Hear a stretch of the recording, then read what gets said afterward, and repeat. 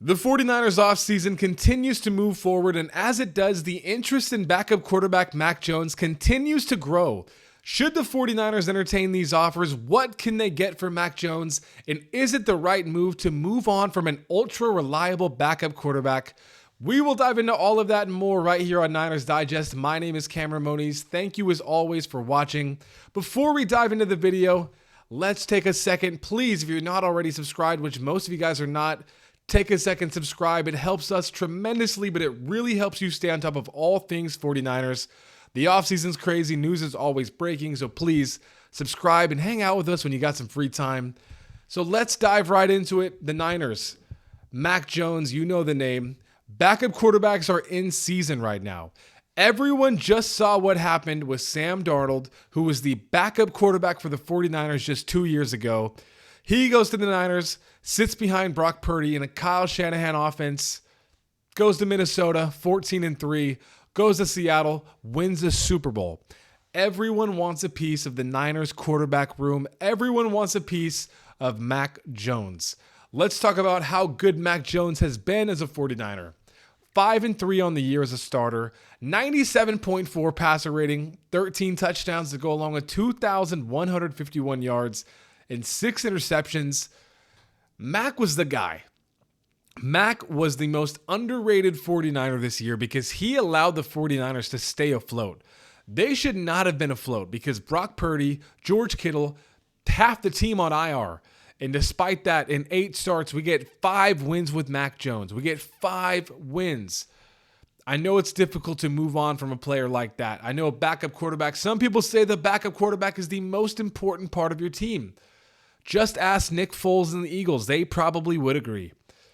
But let's talk about what a trade might look like or how it might even happen, because John Lynch was saying it would take a fairly strong offer to move on from Mac. But there is some things happening in the NFL that just might make a little sense for the Niners to do.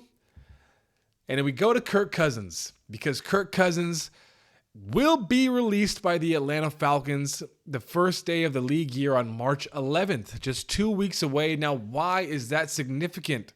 That's significant because Kyle Shanahan and Kirk Cousins go way back to the Washington days, way back to 2013-14. They've got a great relationship and a great rapport.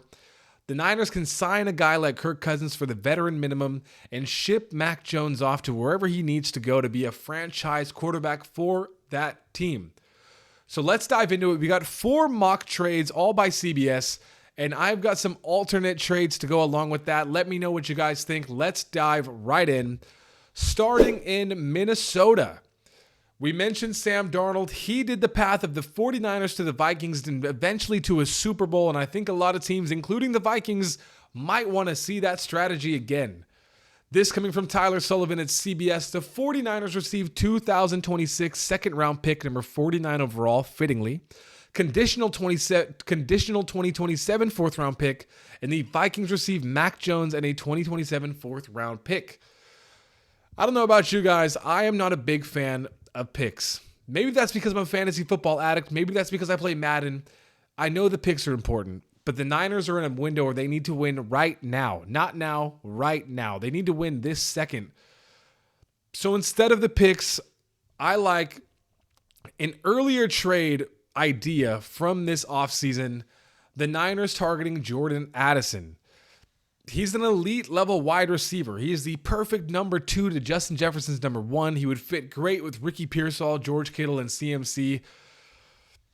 It makes a lot of sense. It makes a lot of sense because the Vikings, one of their strengths is their pass catchers, and they really desperately need a quarterback. If you're like me, you've given up on 9, and I think the Vikings are pretty close to doing the same thing. They give us Jordan Addison. They get Mac Jones. In my eyes, it's a win-win. Let's move on to the next trade. We're going to Pittsburgh because the 49ers receive a 2026 second-round pick, number 53 overall. The Steelers receive Mac Jones. This trade is a little more cut and dried. It's a 1-1 swap. But again, if you're like me, you want to win now. You want to bolster what your weaknesses are. And the Steelers, they've got some young talent on the defense. I'm talking about Joey Porter Jr., the DB. I believe he's going into a contract year next season, so he's going to be playing for a lot of money. Bring him in, pair him up with Upton Stout, solidify the secondary. The Niners, that's one of our biggest weaknesses, and it always has been the secondary. The front four and the linebackers always carry this team, but the secondary has been where the Niners struggle. Trade Mac Jones, maybe add a late-round pick, and go get a solid defensive player like a Joey Porter Jr. Bolster up that secondary. That's just what I think. Let's move on. Where are we going next? Well, we are going to New York to go see the Jets. The 49ers received the 2020-26 second-round pick, number 44 overall. That's the best pick so far. The Jets received Mac Jones and a 2027 third-round pick. This makes a lot of sense for both teams because, as we know, Justin Fields, who just signed a big 2-year, $44 million contract, he was benched for Tyrod Taylor. And he did not look very good in his time as a Jet. He looked really bad. I'm trying to be nice about it, but he looked really bad. I'm talking about multiple games with under 6-7 completions. That was not intentional, by the way. Not an intentional 6-7. 6 to 7 completions and under 50 yards passing in multiple outings. This is an NFL quarterback in an NFL system. The Jets are desperate for a quarterback. They're absolutely desperate for a quarterback. Mac Jones makes a lot of sense. They drafted Sam Darnold. He didn't fit there. Mac Jones, Sam Darnold, similar paths, similar draft, similar outlooks on their career. The Jets didn't get the Sam Darnold they wanted. Now you bring in Mac Jones. Maybe that's the guy they wanted the whole time.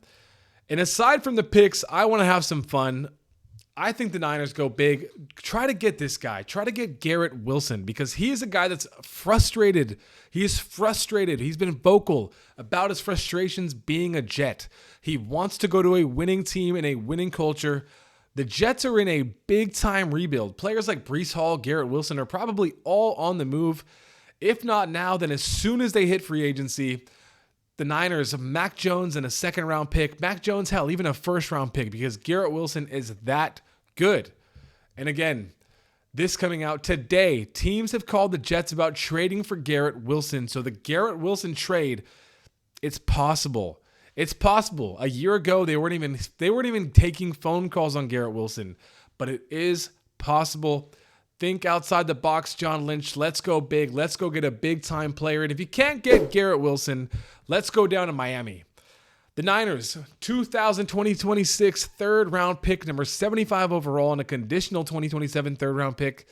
The Dolphins receive Mac Jones. Now, again, we know Miami is most likely moving off of Tua. Well, picks are great, like I mentioned before, but if a team's going to rebuild, well, you might as well go get a guy who's already been in trade rumors, and I'm talking about Jalen Waddle. Just last season, the Bills offered their 2027 first-round pick as part of a trade for Waddle. The Dolphins wanted it to be in 2026. What does that mean? It means the Dolphins are open to trading him. They were open to trading him if the pick was a year before. There is a chance here. There is a chance for Jalen Waddle to join this team. And again, this is an elite wide receiver in his prime. He's 25, 26 years old. They could have had him in 2021 when they gave all their picks up for Trey Lance. And this pick that the Niners gave up was used for Jalen Waddle. Well, you might have a chance to get him back. You might have a chance to right a wrong. You might have a chance to put the Trey Lance saga to bed if you go get this guy and he helps you win a Super Bowl. So Niner faithful, let me know what you guys think. Is moving off of Mac Jones a good idea? And if they do, who do you want to see in the red and gold? Do you want to see Jordan Addison? Do you want to see Joey Porter Jr.? Do you want to see Garrett Wilson? Do you want to see Jalen Waddle? Or do you want to see someone that I didn't even mention? Or do you just want to keep Mac Jones? The options are limitless. I want to know what you guys think, so please take a second, like I said before, subscribe to the channel if you haven't already, leave a like, leave a comment, and tell me if you were John Lynch, what move would you make? Niner faithful, as always, I'll see you on the next one. Let's go.